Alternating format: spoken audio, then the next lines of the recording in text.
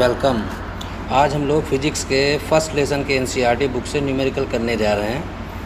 तो न्यूमेरिकल जो है कुछ बेसिक चीज़ें जो हैं वो उनको ध्यान में रखना पड़ेगा। जैसे के लिए जैसे दो आवेश होते हैं, दोनों के दोनों, जैसे एक धनात्मक हो गया, दूसरा वाला भी धनात्मक हो गया, तो दोनों आवेशों पर जो बीच में बल लगता है वो प्रतिकर्षण बल लगता है। यानी एक वाला दूसरे के ऊपर और दूसरे वाला पहले के ऊपर कुछ बल लगाता है और प्रतिकर्षित करते हैं, एक दूसरे को अलग करते हैं।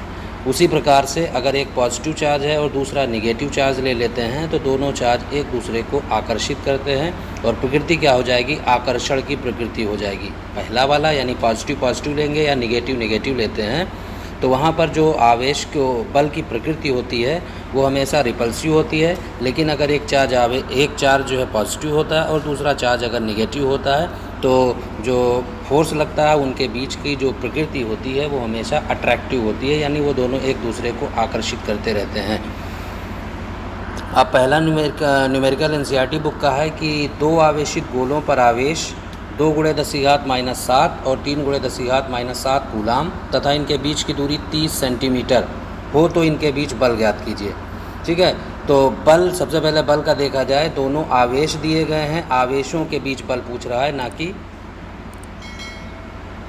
आवेशों के बल पूछ रहा है, ना कि जो है पता लगे कि गुरुत्वाकर्षण बल लगा दो या चुंबकीय बल लगा दो। आवेश दिया गया है तो वैद्युत बल ही लगेगा। और वैद्युत बल का जो फार्मूला है वो सिंपल सा फार्मूला होता है 1/4πε0 Q1 Q2/r²। ये फार्मूला लगता है। यहाँ पर 1/4πε0 जो होता है वो एक कांस्टेंट है जिसे K से भी कभी कभी लिख दिया जाता है, कैपिटल K से, इसकी जगह पर यूज़ कर दिया जाता है। और ε0 जो होता है, ये ε0 जो दिया गया है, यह निर्वात की वैद्युतशीलता, इसकी वैल्यू फिक्स होती है 8.854 × 10⁻⁻12 करके इसकी वैल्यू होती है। ठीक है, तो ये याद रखना। अब न्यूमेरिकल में फार्मूला जो तुम्हारा तैयार हुआ है 1/4πε0 Q1 Q2/r²।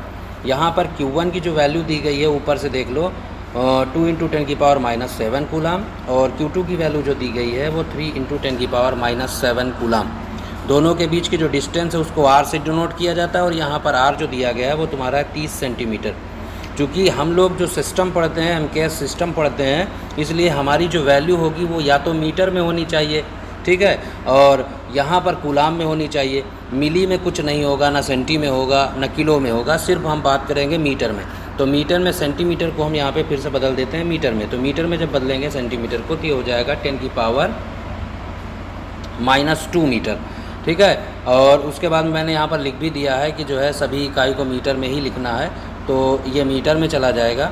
अब यहाँ पे फार्मूला लिखा ऊपर की तरफ और इसकी वैल्यू अब यहाँ पे लगाने जा रहे हैं। ये देखो वैल्यू हो गई, मैंने रख दी 1/4πε0 कांस्टेंट है और इसकी वैल्यू निश्चित होती है क्या, 9 × 10⁹ मात्रा किसका, न्यूटन मीटर स्क्वायर पर कूलाम। यहाँ पर रखते हैं भाई वैल्यू, तो 1/4πε0 की जगह पर 9 × 10⁹ रख देते हैं और Q1 की जगह पर 2 × 10⁻⁷ और Q2 की जगह पर 3 × 10⁻⁷।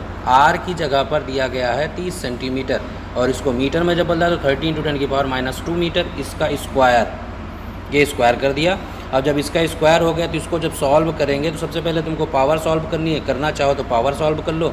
तो यहाँ पर से देखो 7 7 14 और 9 ये हो गया, तो 14 माइनस के है, प्लस का 9 है, तो इसमें से घटाएंगे तो जो भी पावर सॉल्व करने के बाद में रिज़ल्ट आता है वो आता है 6 × 10⁻⁹ न्यूटन। यानी दोनों के बीच में जो बल लगेगा वो लगता है 6 × 10⁻³ न्यूटन का फोर्स लग जाएगा। अब देखो यहाँ पर ऊपर से देख लो पहले ही से कि जो है यहाँ पर देखो, यहाँ पर भी पहला जो Q1 आवेश है वो भी धनात्मक है, Q1 आवेश भी धनात्मक, Q2 आवेश भी धनात्मक, दोनों आवेश धनात्मक होंगे, इसलिए इनके बीच में जो बल लगेगा वो प्रतिकर्षण का बल लगेगा। ठीक है, तो यहाँ पर मैंने लिख भी दिया है, चूँकि दोनों पर आवेश धनात्मक है अतः बल की प्रकृति कैसी होगी, रिपल्सिव, यानी दोनों क्या करेंगे, एक दूसरे को प्रतिकर्षित करेंगे। यानी कह दिया जाए यदि हम दो आवेश बना ले, एक आवेश ये हो गया, दूसरा आवेश ये हो गया, एक लाइन से जोड़ दिया जाए तो ये वाला इसके ऊपर, ये वाला आवेश इस पर इस तरह से बल लगाएगा और ये वाला आवेश इस पर इस तरह से, यानी ये दोनों आवेश एक दूसरे को दूर फेंकेंगे। ऐसे दोनों आवेश एक दूसरे को दूर ढकेलेंगे। थोड़ा सा आगे चलते हैं। दूसरा जो सवाल तुम्हारा दिया गया एनसीईआरटी का क्वेश्चन नंबर 2, उसमें जो है यही फार्मूला यूज़ करवाया गया और उसमें आर की वैल्यू पूछी गई है। तो सारी वैल्यूज़ जो ऊपर वाले में दी गई हैं वैसे ही रख देंगे, बस आर की वैल्यू नहीं रखेंगे, फोर्स की वैल्यू फोर्स की जगह पे रख देंगे और पक्षांतर करके अगर हम सॉल्व करते हैं तो वहाँ से हमको आर की वैल्यू मिल जाएगी। अब चूँकि एक आवेश उसमें दिया गया है, उसमें जो एक आवेश दिया गया वो धनात्मक दिया गया, दूसरा आवेश ऋणात्मक दिया गया है, इसलिए दोनों की प्रकृति क्या हो जाएगी, जो बल लगेगा उनके बीच में वो बल होगा अट्रैक्टिव, यानी उनकी प्रकृति क्या हो जाएगी, अट्रैक्टिव नेचर की हो जाएगी। और उनका जो परिमाण होगा, परिमाण सदैव किसी भी राशि का, चाहे वो माइनस की हो चाहे वो प्लस की हो, परिमाण सदैव पॉजिटिव ही लिया जाता है। इसीलिए मैंने क्या किया, इनके बीच में जो बल लग रहा था उसके परिमाण को धनात्मक कर दिया है। ठीक है। उसके बाद में अगला एक क्वेश्चन ये पूछा है कि दोनों पर एक दूसरे के ऊपर वो कितना बल लगाएंगे। तो चूंकि दोनों की प्रकृति क्या है, विपरीत है, तो दोनों एक दूसरे पर समान बल लगाएंगे और जिनका परिमाण क्या होगा, धनात्मक होगा। ये तो तुम्हारा दूसरा क्वेश्चन था, दूसरा क्वेश्चन कर सकते हो। अब हम लोग तीसरे क्वेश्चन पर आते हैं। तीसरा क्वेश्चन जो दिया गया है बुक में दिया गया, कह रहा है सिद्ध कीजिए कि ke² एक विमाहीन राशि है। सबसे पहले विमाहीन राशि, और उसके बाद में दूसरा क्वेश्चन कह रहा है साथ ही साथ इसका मान भी बताइए, यानी इसका हमको मान निकाल के भी दिखाना है कि इसका मान कितना होता है। ठीक है। तो सबसे पहले इसमें देखते हैं ऊपर की तरफ मैंने क्या पढ़ा था। ऊपर की तरफ देखो, ध्यान दे दो, तो यहाँ पे मैंने देखो ये बात बताई थी कि जो 1/4πε0 क्या होता है, कांस्टेंट होता है। और इसके बाद में मैंने एक चीज़ लिखा था, ये देखो, ये मैंने लिख के दिया था कि के को हम क्या लिख सकते हैं, 1/4πε0 इसको लिख देते हैं। ये मैंने बताई थी उसके बाद में। तो वही चीज़ यहाँ पर देखते हैं। ये जो थर्ड वाला क्वेश्चन तुम्हारा दिया गया है, यहाँ पर के लिखा हुआ है, यानी के की जगह पर अगर हम लिखना चाहें तो ये देखो लिख सकते हैं 1/4πε0, जो मैंने आगे लिख भी दिया है। ये यहाँ पर मैंने इसको यूज़ भी कर दिया है। अब ऊपर से क्वेश्चन हम देखते हैं पहले, तो फिर समझते हैं क्या लिखा है इसमें। तो यहाँ पे देखो लिखा हुआ है नीचे ME और MP। ME का मतलब होता है मास ऑफ इलेक्ट्रॉन, यानी इलेक्ट्रॉन का द्रव्यमान, और MP का मतलब होता है मास ऑफ प्रोटॉन, यानी प्रोटॉन का द्रव्यमान। ठीक है। अब दोनों का द्रव्यमान तो अलग अलग होगा, दोनों इलेक्ट्रॉन का भी द्रव्यमान अलग होता है, प्रोटॉन का भी द्रव्यमान अलग होता है, परंतु इनके ऊपर जो आवेश होता है वो आवेश समान क्वांटिटी का होता है। वो लिया जाता है 1.6 × 10⁻⁻19 कूलाम। ठीक है। तो इतना आवेश लिया जाएगा। तो आवेश हमको लेना नहीं, सिर्फ वेरिएबल के तौर पर दिखाया गया, तो वेरिएबल का ही यूज़ करके हम इसको सॉल्व करते हैं। तो सर्वसमीका हमको जो दी गई है वो दी गई है ke² और ke²/GME/MP। तो यहाँ पर के जो दिया गया है वो दिया गया है 1/4πε0, उसकी जगह पर हम ये वैल्यू रख सकते हैं, ये होता है। उसके बाद में फिर क्या करते हैं अगले स्टेप में, यदि अंश और हर दोनों को अगर हम r² से भाग कर दें तो देखो हमारी जो राशि होगी जो ऊपर दी गई थी वो राशि कुछ इस प्रकार दिखाई देगी, ke²r² फिर GME/MP/r², ऐसा दिखाई देगा। और के की जगह पर अगर हम 1/4πε0 लिख देते हैं e²/r², और ये देखो ये नीचे तैयार हो गया। तो ये जो ऊपर वाला है ये हम लोग पहले फार्मूला जो वैद्युत बल वाला पढ़े, ये वैद्युत बल्ब के जैसा दिख गया। e² का मतलब हो जाएगा दो चार्ज हैं, एक Q1 हो गया और दूसरा Q2 हो गया, दोनों पर आवेशिक क्वांटिटी समान थी इसलिए e² कर दिया गया। जैसे Q समान हो तो Q² हो जाता है, तो उसी तरीके से ये भी हो जाएगा। तो यहाँ पर क्या हो गया है, e² यानी ये एक वैद्युत बल बन गया, और दूसरा क्या दिया गया है, ये वाला दूसरा गुरुत्वाकर्षण बल GME/MP/r², यानी GM1m2/r², तो ये दूसरा बल हो गया। तो ये दोनों बल हो गए। अब जब बल हो गए हैं तो इन दोनों बलों का मात्रक देखो, बल का मात्रक ऊपर फिर लिखा, नीचे भी बल का मात्रक, और बल का मात्रक जानते हो तुम लोग कि न्यूटन होता है, दोनों का न्यूटन हो जाएगा। दोनों न्यूटन कैंसिल हो जाएंगे तो ये क्या हो जाएगी, मात्रकहीन। और कोई भी राशि अगर मात्रकहीन होती है तो वो राशि हमेशा विमाहीन भी होती है, ये ज़रूर याद रखना। मात्रकहीन है तो विमाहीन जरूर होगी। तो ये तुम्हारा हो गया मात्रकहीन और विमाहीन वाला क्वेश्चन। अब नेक्स्ट क्वेश्चन के बारे में बात करते हैं, जो तुम्हारा क्वेश्चन नंबर 8 दिया गया। बाकी जो क्वेश्चन है वो तुम्हारे हो जाएंगे, तुम कोशिश करोगे थ्योरेटिकल पोर्शन के हैं, और थ्योरेटिकल पोर्शन थोड़ा सा एक बार पढ़ लेना, जो नोट्स लिखवाएं उससे तुम्हारे कवर हो जाएंगे। ठीक है। तो दूसरा क्वेश्चन जो दिया गया, यानी 8 नंबर क्वेश्चन जो दिया गया, कह रहा है दो सूक्ष्म आवेश हैं और एक आवेश का दिया गया, दिखा सिंबल से लिखा हुआ है QA और दूसरा सिंबल से लिखा हुआ है QB सिंबल से। एक पे देख लो यहाँ पर, इसके ऊपर धनात्मक आवेश है और दूसरे के ऊपर ऋणात्मक आवेश है। दोनों का परिमाण समान, देखो 3 यहाँ पर भी 3 यहाँ पर भी दिख रहा है, दोनों पर माइक्रो कूलाम, यहाँ भी लिखा है माइक्रो कूलाम, बस सिर्फ प्लस माइनस का डिफरेंस है। और ये मैंने एक डिफिनेशन लिखवाई थी किसकी, द्विध्रुव की। तो द्विध्रुव में क्या होता है, दो समान परिमाण के और विपरीत प्रकृति के आवेश होते हैं, उनको कुछ दूरी पर रख दिया जाता है, तो जो सिस्टम तैयार होता है उस सिस्टम को क्या बोला जाता है? द्विध्रुव कहा जाता है। तो वही पूरा सिस्टम, ये जो चीज़ें लिखी हुई है ये द्विध्रुव के सिस्टम को फॉलो कर रही हैं, ठीक है, स्टेप्स को फॉलो कर रही हैं, तो ये द्विध्रुव का निर्माण कर रही हैं। अब जब द्विध्रुव का निर्माण कर रही हैं तो देखो मैंने द्विध्रुव यहाँ पे बना के भी तुमको दिखा दिया। ये क्या, एक आवेश ए बिंदु पर रखा हुआ है जिस पर धनात्मक आवेश है और वो है 3 माइक्रोकूलाम का, दूसरा बी बिंदु पर रखा हुआ है जिसके ऊपर -3 माइक्रोकूलाम का आवेश रखा हुआ है, और दोनों के बीच की दूरी टोटल दी गई है 20 सेंटीमीटर, और दोनों के बीच की दूरी को द्विध्रुव में 2L से लिखा जाता है, यानी यहाँ पे 2L कितना दिया गया? 20 सेंटीमीटर। अब क्वेश्चन इसमें पहला पूछ रहा है, क्वेश्चन कर रहा है कि O पर वैद्युत क्षेत्र, O इसका मध्य बिंदु है, ठीक है, तो O पर वैद्युत क्षेत्र ज्ञात करना है। दूसरा इसका क्वेश्चन दिया गया है कि मध्य बिंदु पर यदि माइनस का 1.5 × 10⁻⁹ कूलाम का आवेश रख दिया जाए तो अब परीक्षण आवेश पर कितना बल लगेगा या वह कितना बल अनुभव करेगा, ठीक है। तो उसको चलो सॉल्व करते हैं, देखते हैं यहाँ पे। तो ये देखो यहाँ पे मैंने जो ऊपर लिखा था QA की वैल्यू 3 माइक्रोकूलाम दी गई थी, इसको माइक्रो को हटा करके मैंने क्या किया 10⁻⁶, क्योंकि 1 माइक्रोमीटर इक्वल टू होता है 10⁻�6 मीटर, तो माइक्रो को मतलब 10⁻6। तो यहाँ पर देखो लिख दिया मैंने 3 × 10⁻�6 कूलाम।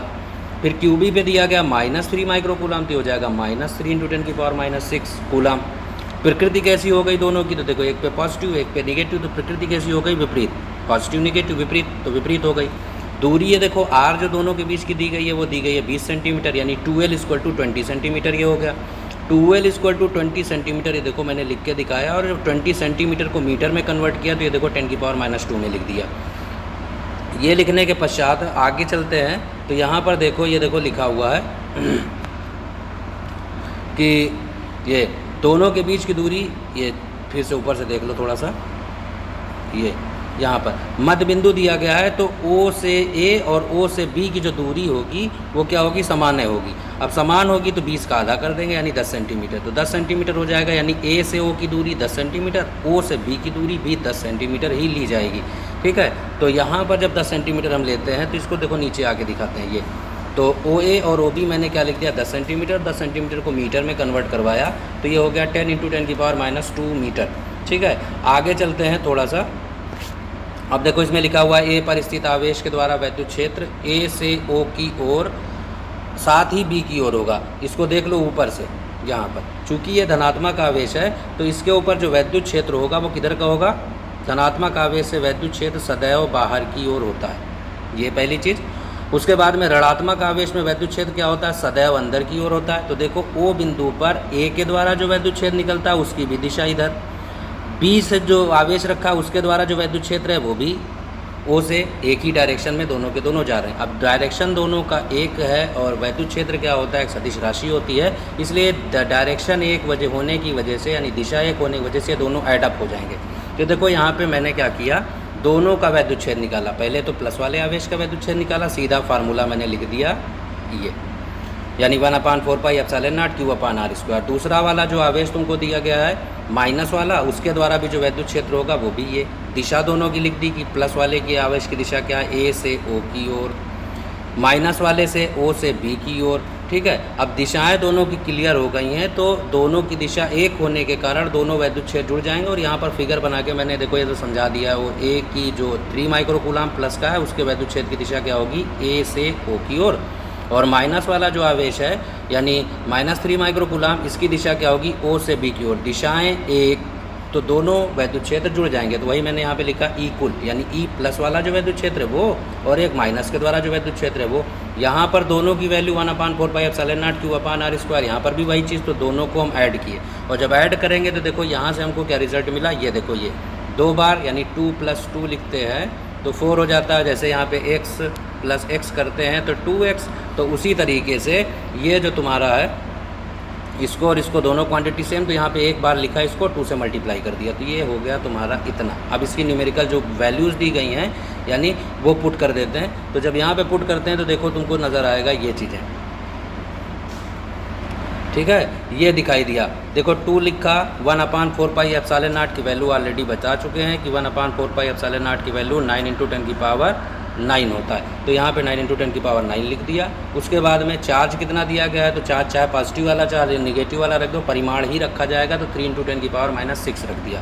उसके बाद में दोनों के बीच की डिस्टेंस जो थी O से A या O से B, तो वो सेम थी, तो ये 10 × 10⁻2 स्क्वायर करना था, सो स्क्वायर कर दिया। स्क्वायर करने के बाद में जब इसको सॉल्व करते हैं तो सबसे पहले पावर है के ऊपर आते हैं, तो 9 पावर यहाँ प्लस की 6 माइनस की, तो 9 से 6 निकल जाएगा, प्लस का 3 बच जाएगा।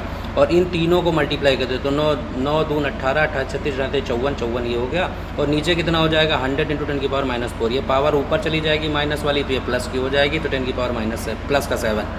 उसके बाद में 54 ये बचा 100। इसको सॉल्व करते हैं तो तुम्हारा आंसर जो आ जाएगा वो हो जाएगा 5.4 × 10⁻6। और न्यूटन पर कूलाम ये मात्रक होता है किसका, वैद्युत क्षेत्र का। ये याद रखना, वैद्युत क्षेत्र का मात्रक क्या होता है, वैद्युत क्षेत्र का मात्रक होता है न्यूटन पर कूलाम।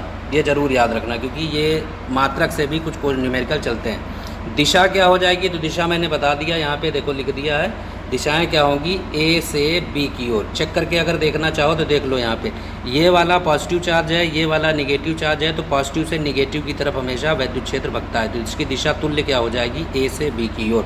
अब नेक्स्ट क्वेश्चन जो तुम्हारा उसी में दिया गया है, तुल्य आ गई। अब इसमें जो दूसरा क्वेश्चन दिया गया है, कह रहा है कि जो है अगर इस बिंदु पर यानी O बिंदु के ऊपर, अगर O बिंदु के ऊपर एक ऋणात्मक आवेश हम रख देते हैं, कितना का, -1.5 × 10⁻9 कूलाम का, तो कह रहा है कि इसके द्वारा बल की दिशा क्या होगी। जो इस पर आवेश रखेंगे तो बल की दिशा क्या हो जाएगी। तो बल की दिशा देखने के लिए अब सबसे पहले इसकी चेक कर लेते हैं थोड़ा थोड़ा पार्ट में। तो पहले देखते हैं यहाँ पर आवेश A बिंदु पर जो आवेश तुम्हारा रखा हुआ है, A बिंदु पर जो आवेश है वो है प्लस का, O बिंदु पर जो आवेश रखा हुआ है माइनस का। और अभी हम लोग पढ़ चुके हैं कि अगर एक प्लस का होता है एक माइनस का होता है तो ये दोनों अट्रैक्ट करते हैं, यानी ये इधर और ये इधर भागने की कोशिश करता है, एक दूसरे की तरफ चिपकने की कोशिश करता है। तो यहाँ पर जो आवेश लगेगा वो बल जो लगेगा वो आकर्षण बल हो गया। दूसरे पर चलते हैं, O पर देखो निगेटिव और B पर भी निगेटिव, दोनों पर समान प्रकृति का आवेश है, यानी ये दोनों क्या करेंगे, रिपल्स, यानी जो बीच में फोर्स लगेगा वो रिपल्सन फोर्स होगा, यानी प्रतिकर्षण बल लगेगा, ये दोनों रिपल्स करेंगे। अब A वाला B को रिपेल करेगा और B वाला B वाला O को रिपेल करेगा और O वाला B को रिपेल करेगा। यानी B वाला O को जब रिपेल करेगा तो O जो है वो किधर भगेगा, A की तरफ भगने की कोशिश करेगा। फिर आगे A पर धनात्मक, O पर ऋणात्मक, इस पर धनात्मक, इस पर ऋणात्मक, तो ये क्या करेंगे, दोनों को अट्रैक्ट करेंगे। तो ये वाला इसको इधर धक्का दे रहा है और ये वाले दोनों एक दूसरे की तरफ चिपकने की कोशिश करते हैं, यानी बल की दिशा जो होगी, तुल्य बल की दिशा, वो किधर की हो जाएगी, O से A की ओर। क्वांटिटी क्या आएगी, तो क्वांटिटी के लिए हम लोग देखो फार्मूला लगाते हैं।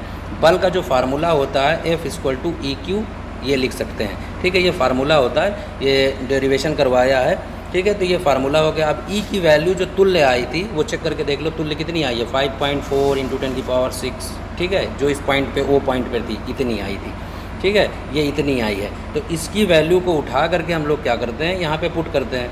ये देखो मैंने वही चीज़ पुट किया, ये देखो E की वैल्यू 5.4 × 10⁻6 और आवेश जो था सेंटर पर यानी परीक्षण आवेश है, देखो ये दिया गया है कि -1.5। परिमाण निकालना, दिशा बता दिए हैं, तो अब हमको माइनस प्लस लिखने की कोई आवश्यकता नहीं है, क्योंकि दिशा बता दी है, ठीक है। दिशा बता देंगे तो कोई लिखने की आवश्यकता नहीं होती है। सो इसकी जो वैल्यू थी 1.5 × 10⁻9 लिख दिया, ये दोनों की वैल्यू लिख दी। इसको सॉल्व करेंगे तो 8.1 और 10⁻³ न्यूटन आ जाता है। और ये यहाँ तक न्यूमेरिकल तुम्हारा कंप्लीट हो जाता है। तो आज मैंने तुमको सिर्फ 3 या 4 न्यूमेरिकल बताए हैं, बाकी आगे जो न्यूमेरिकल बचे हुए हैं वो थोड़े थोड़े करके एक एक करके करवा देते हैं। Thank you.